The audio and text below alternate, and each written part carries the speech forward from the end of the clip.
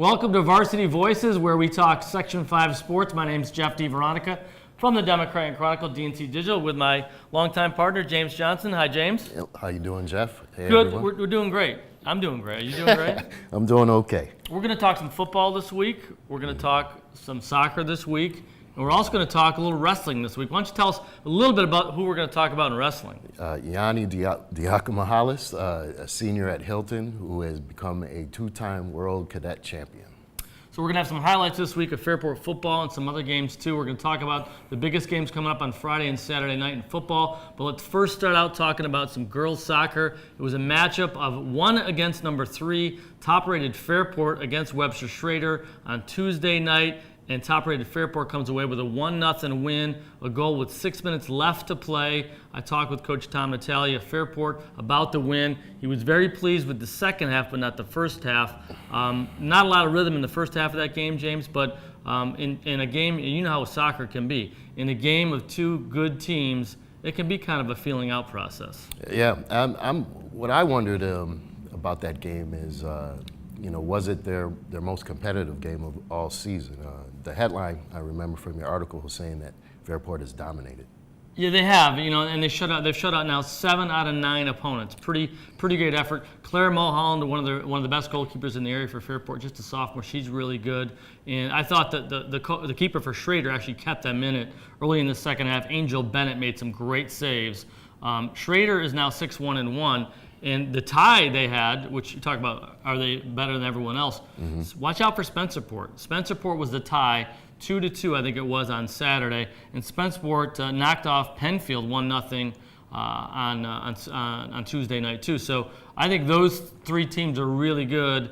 And then maybe there's a step down after that. But Penfield's, they just nearly knocked off Spencerport. So I think these two teams are a cut above, but that game also featured 2 of the best players in the area. Claire Myers from Fairport and Maddie Lowe. And Coach Natalia was talking about how Maddie Lowe, the strategy to contain her from Schrader was to make sure that you didn't run at her when she got the ball, because she'll go right by you.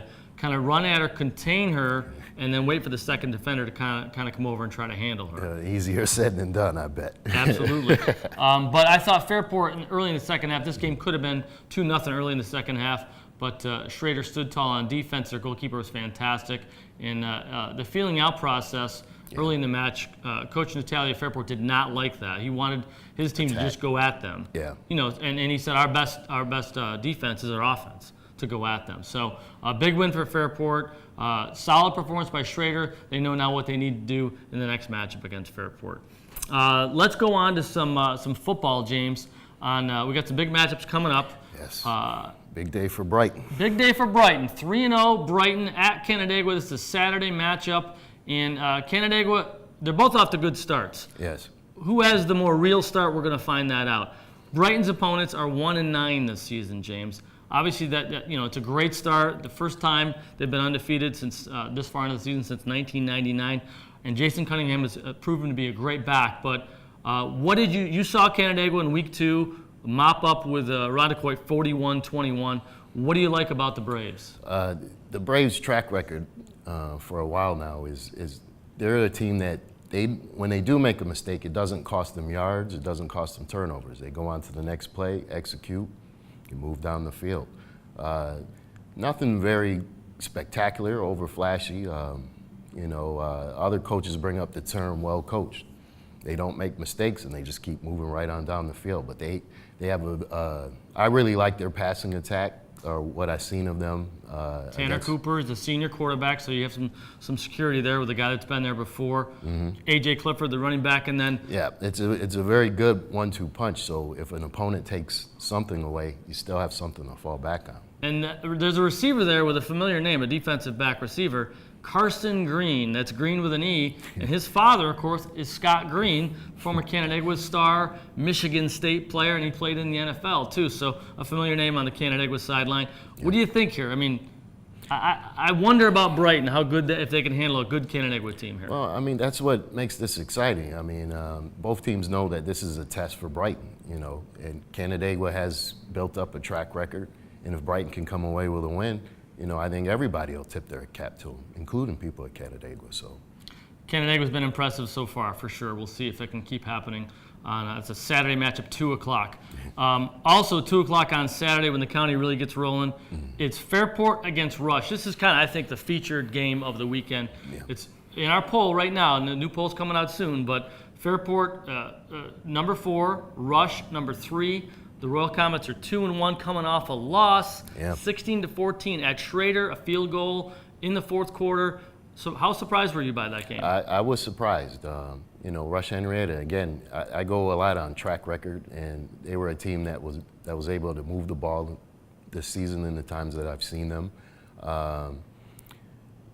Webster Schrader's, they can really make a point in their game against Victor. We'll see how good their defense is. We'll see about that. We'll talk about that in just a second.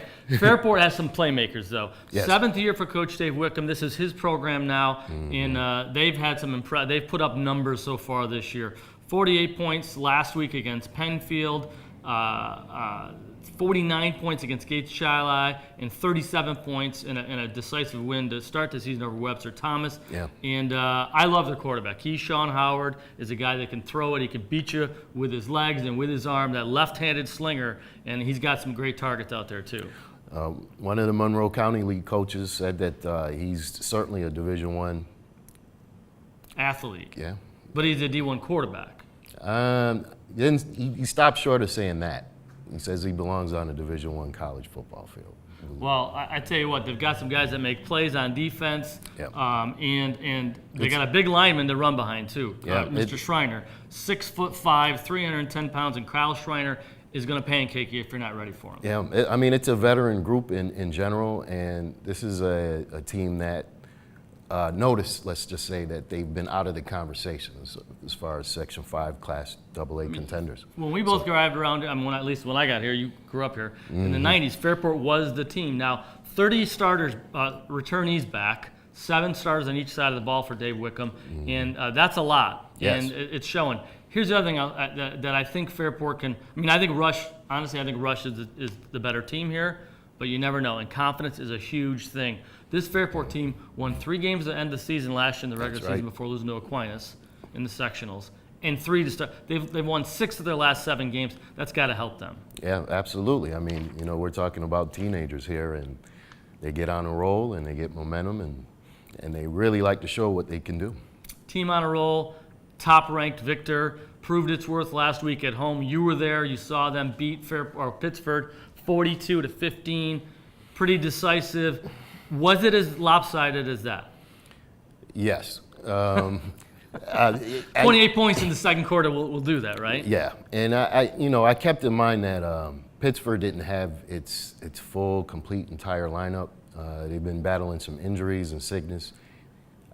Victor probably would have won the game anyway, but once things started to snowball, and once Victor found some weak spots, they knew what to do, and that was to keep hammering at those soft spots on that night. Victor is certainly the team to beat in Section 5. I think they've established themselves for that. And now they're going to play at Schrader, 7 o'clock on Friday night. Schrader riding the high of that big win. I think last week was homecoming for Schrader. Pittsburgh's not as bad as that. I think there was 12 or 13 penalties on the Panthers. That'll be different if they see them again. So certainly I know that Keith Molinich, the coach of Pittsburgh, would hope for a better showing next time if they do get another crack at Victor in sectionals. Yes. All right, another big matchup outside of Monroe County, Friday night, 7:30, 2 3-0 teams, Hornell at Leroy. Hornell coming off a dramatic win, 22-20, beating Bath, one of the rivals, a touchdown pass with 8 seconds to go. They're going to Hartwood Park, where a lot of teams have lost over the years. Bigger school, smaller school being Leroy. What do you think about this matchup, James? I think it'll be a competitive game. I tend to lean towards the larger schools, more depth. They can stand there, they can really hammer on a team. But, this is Leroy at Hartwood Park. And this has been a team that's kind of transformed itself. We kind of think of them as 3 yards in a cloud of dust or pebbles nowadays with the turfs and all that. Josh Laurie can sling it. Yeah, absolutely. And they realized that, kids would really like to play like that. Absolutely, these days. They've tailor-made the attack to their talent. Helps to have a former quarterback as your coach, too. Yeah. Let's talk a little bit about Aquinas, the defending state champs. 1-2 on the season, lost 33-20 out in Buffalo against Canisius. Shocking to see them below 500. Yeah. Also, it was shocking to see Coach Chris Battaglia being ejected. And I know, here's how I see this. They're Aquinas, right? Across the state, people don't like them. They're a private school that is taking public school championships away from their public schools. Now when there's a chance to kick them while they're down, teams are going to go do that. Referees and coaches are going to do that.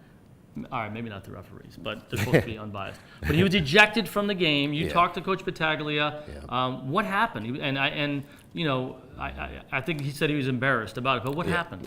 He certainly is very embarrassed about it. But basically, he had a feeling that the track of the game, the relationship with the officials, he kind of got an early clue that they were on a wrong track. And he said that the mistake he made was not keeping that in mind during the game and handling disputes in a different way.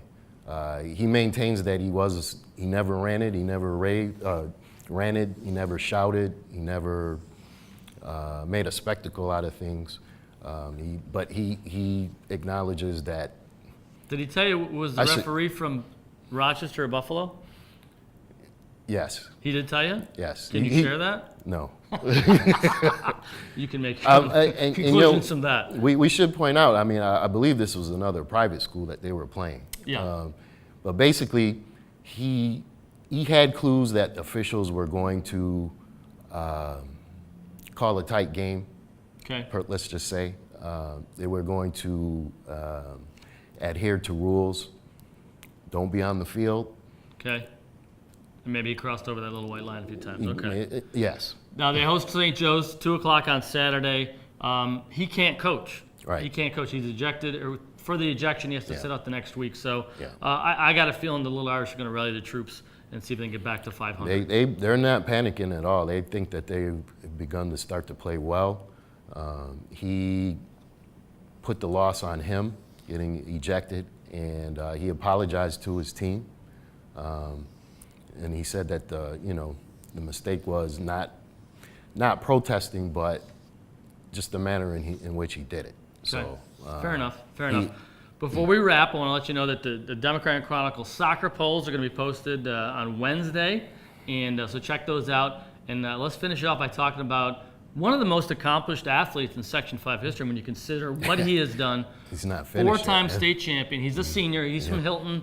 He actually goes to Hilton. He lives in Greece. Correct. But his name is one of the most daunting names when you look at it. But it's really not. It's just sounded out. Yep. Yani Dakis, a 2-time cadet world champion. What does that mean?